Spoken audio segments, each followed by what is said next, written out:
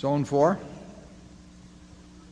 Yes, my name is Jinting Wang. I'm from New Mexico, and I'm a shareholder. I have two questions. First, that in your 91 letter, you wrote that investors eventually repeat their mistakes. So what do you do to keep you from making the same mistake twice?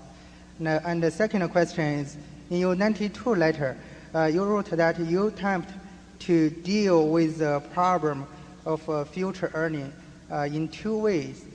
First is the business you understand, and the second is the margin of safety. And you said they are equally important.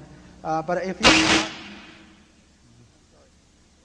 you cannot find the happy combination of faster growth at a low PE, which one do you think is more important, faster growth or low PE?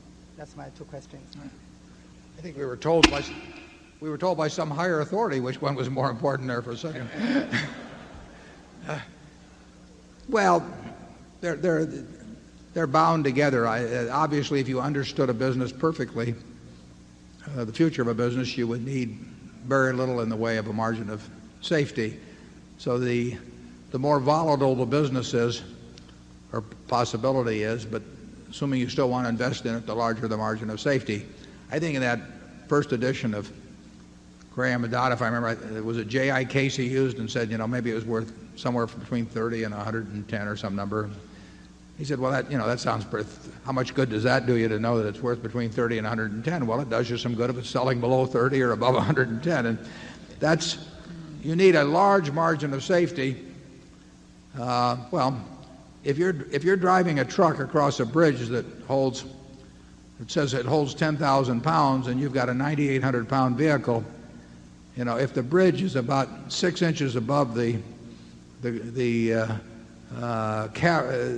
crevice that it covers, you may feel okay. But if it's over the Grand Canyon, you may feel you want a little larger margin of safety in terms of only driving a 4,000 pound truck or something across. So it depends on the nature of the underlying risk. We don't get the margin of safety now that we got in a 1973-4 period, for example. The biggest thing to do is understand the business. If you understand the business and get into the kind of businesses where surprises, by the nature, surprises are few, and we think we're largely in that type of business.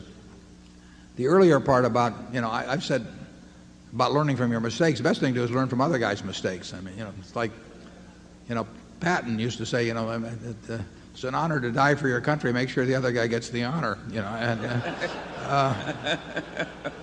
So our approach is really to try and learn vicariously, but there's a lot of mistakes that I've repeated. I can tell you that.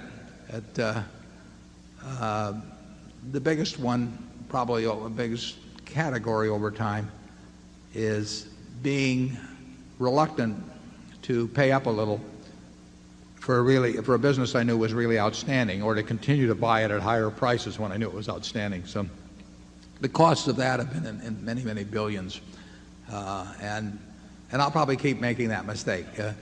The mistakes are made when there are businesses you can understand and they're attractive and you don't do something about it. I don't worry at all about the mistakes that come about because when I met Bill Gates, I didn't buy Microsoft or something. That's not my game. But the mistakes are made when most of our mistakes have been mistakes of omission rather than commission. Charlie?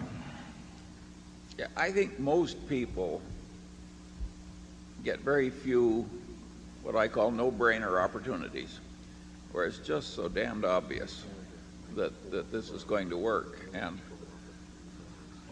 since they are very few and they may be separated by periods of years, I think people have to learn to have the courage and the intelligence to step up in a major way when those rare opportunities come by. Yeah, you gotta be willing to take a really big bite, and it's crazy if you don't, and it's crazy if you dabble around at the edges so you're not prepared to take a big bite when the time comes.